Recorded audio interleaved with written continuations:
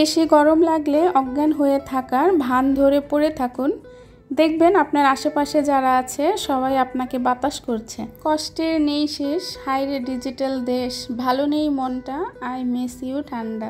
উফ, কি গরমটাই না পড়ছে, মনে হচ্ছে বিছানায় নয় জীবন্ত আগুনের মধ্যে শুয়ে আছি। না আসছে ঘুম, না কাটছে সময়, কোনো কিছুই যেন খেতে ভালো লাগছে না, কিন্তু এই গরমে প্রাণ জুড়ানো বাতাস কিন্তু খাচ্ছি। তো আসসালামু আলাইকুম ভিউয়ার্স, কেমন আছেন সবাই? আশা করি সবাই খুব ভালো আছেন। আল্লাহর রহমতে আমরাও ভালো আছি এবং সুস্থ আছি।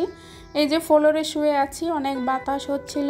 দুপুরের রান্নাবাড়া শেষ করে খেয়ে তারপরে ফ্লোরে শুয়ে আছি, মুস্তাকিম খেলতেছে পাশে। তো ঘুমটুম দিয়ে চলে আসলাম আবার বিকেলের নাস্তায়। আজকে নাস্তার জন্য বানাবো আলুর চপ, পেঁয়াজু আর হচ্ছে ছোলা বুট। তো আজকে আর ভিডিওটা দুপুর থেকে শুরু করে নেই, আসলে প্রচণ্ড পরিমাণ বাতাস কিন্তু আছে, তারপর অনেক গরম লাগতেছিল, এজন্য দুপুরে ভিডিওটা অন করে নেই। খুব তাড়াহুড়া করে রান্নাটা করছি, রান্না করে খেয়ে তারপরে কিন্তু ফ্লোরে শুয়ে আছিলাম। তো বিছনাটা এত পরিমাণ গরম হয়ে আসছিল, আসলে বাতাস যেন বাহির থেকে গরমটা টেনে আনতেছে। তো সেজন্য না বিছানার মধ্যে গা লাগানোই যাচ্ছিল না, এত পরিমাণ গরম। তো আমরা ঘরে থেকেও এত পরিমাণ গরম সহ্য করতে পারি না। তা যারা বাইরে থাকে, বাইরে কাজ করে, যাদের বাইরে অনেকটা সময় পার হয়ে যায়, তাদের কি অবস্থা একবার ভেবে দেখুন। তো এখানে আলুর চপগুলা বানিয়ে নিচ্ছি। আসলে এত পরিমাণ গরম, জানি না এই ভাজা পোড়া খেলে এক একজনের কি অবস্থা হবে। তো মেয়ে না 2 দিন ধরে খালি বলতেছে আম্মু আলুর চপ বানাও, আলুর চপ বানাও। আসলে গরম এজন্য বানিয়ে দিচ্ছিলাম না।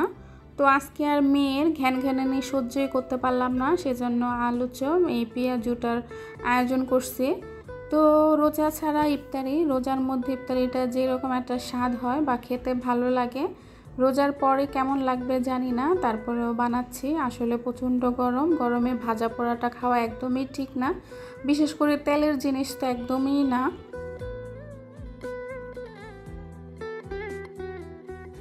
আসলে এত পরিমাণ গরম, মোস্তাকিমের বাবার জন্য কিন্তু অনেক বেশি টেনশন হয়, কারণ ওর বাবার হচ্ছে হাই প্রেশার।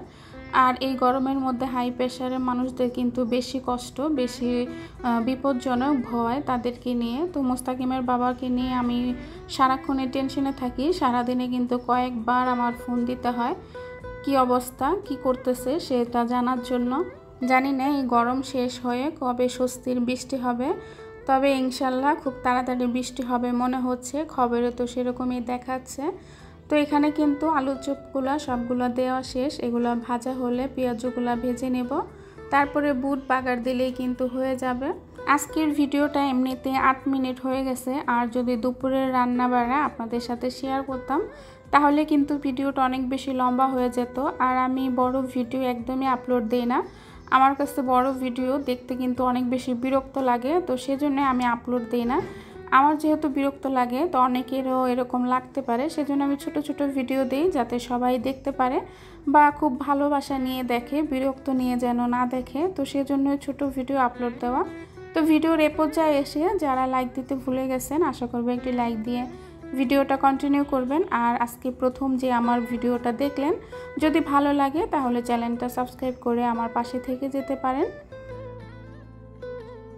তো পেঁয়াজগুলা দিয়ে দিচ্ছি, এখন পেঁয়াজগুলা ভাজা হবে। তো আজকে কিন্তু পেঁয়াজু ভাজার টাইমে বা আলু চপ ভাজার টাইমে তেলের পরিমাণটা কম দিছি।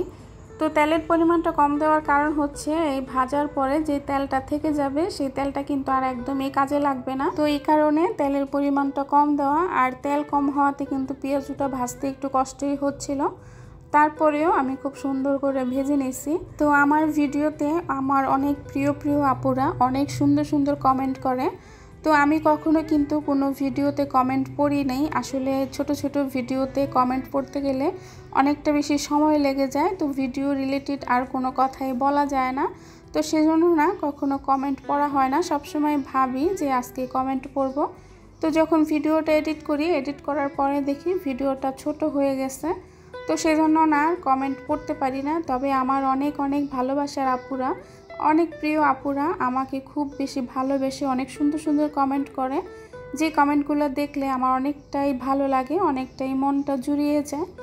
তবে ইনশাআল্লাহ আমি একদিন সবার কমেন্ট পড়ব। তো এত আপুর মাঝে একটা আপুর কথা না বললেই নয়, সেটা হচ্ছে সোনিয়া আপু। তো সোনিয়া আপু কিন্তু বরাবরই আমাকে অনেক সুন্দর সুন্দর কমেন্ট করে। আমি যদি ভিডিও দিতে না পারি, 2-1 দিন লেট হয়ে যায়, আপু কিন্তু আমার কমিউনিটিতে এসে আমার খোঁজ খবর নেয়।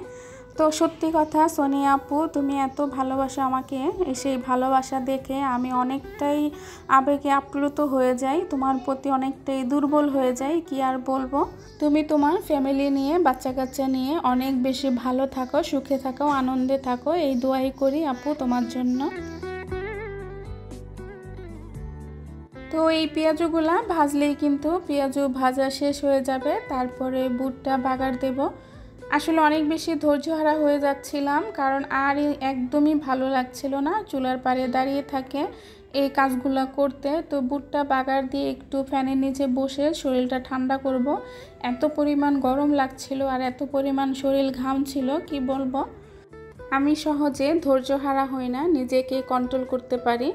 তো অনেকে আছে না যে বাচ্চাদের ধুমধাম মারে, তো আমি আবার সেরকম বাচ্চাদের মারামারি করি না, মারামারি আমার একদমই পছন্দ না। তো মাঝে মধ্যে আমার ছোটো বোন আমাকে নিয়ে অনেক বেশি হাসাহাসি করে, বলে আপু তোর এত ধৈর্য কোথা থেকে আসে। আসলে কি আমার বাচ্চারা ধমকি ভয় পেয়ে যায়, তাই মারামারির আর দরকার পড়ে না।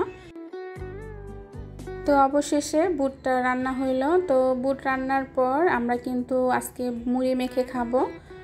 তো রোজার মাসে কিন্তু একদমই মুড়ি মেখে খাই নাই, কারণ মুড়ি মাখা কেউ খাইতে চাইতো না, সেজন্য তো আজকে মুড়িটা মাখাবো। মুড়ি মাখার জন্য এখানে সব কিছু কেটে নিচ্ছি। তো এই যে আমাদের মুড়ি মাখা। তো মুড়ি মাখা খাওয়ার পরপরই মুস্তাকিমের বাবাও চলে আসছে। তো আসার টাইমে বট ভাজা নিয়ে আসছে বাচ্চাদের জন্য। তো আমার যেহেতু পেটটা ভরা, তাই কিন্তু আমি আর কিছু খেলাম না, বাচ্চারাই খাচ্ছে। সোহানার মোস্তাকিমে এখানে পাউরুটি ছিল ঘরে, সেই পাউরুটি দিয়ে বট ভাজা দিয়ে খাচ্ছে। তো ওর বাবা ভাবছিল যে মুড়ি দিয়ে খাবে, যেহেতু সন্ধ্যায় আমরা মুড়ি খাইছি, তাই আর বাচ্চাদের মুড়ি দিলাম না, বললাম যে পাউরুটি ঘরে আছে, পাউরুটি দিয়ে খাও। তো এখানে বট ভাজাটা কিন্তু অনেক ঝাল ছিল। তো মোস্তাকিম তো ঝাল পছন্দ করেন, তাই ওর সমস্যা হচ্ছিল না, সোহানার অনেকটাই সমস্যা হচ্ছিল। আর আমি ভিডিও করছি বলে সোহানা কিন্তু একদমই খাচ্ছিল না, ও বারবার বলছিল তুমি ভিডিওটা অফ করো, আমি একটু ভালো করে খেয়ে নেই।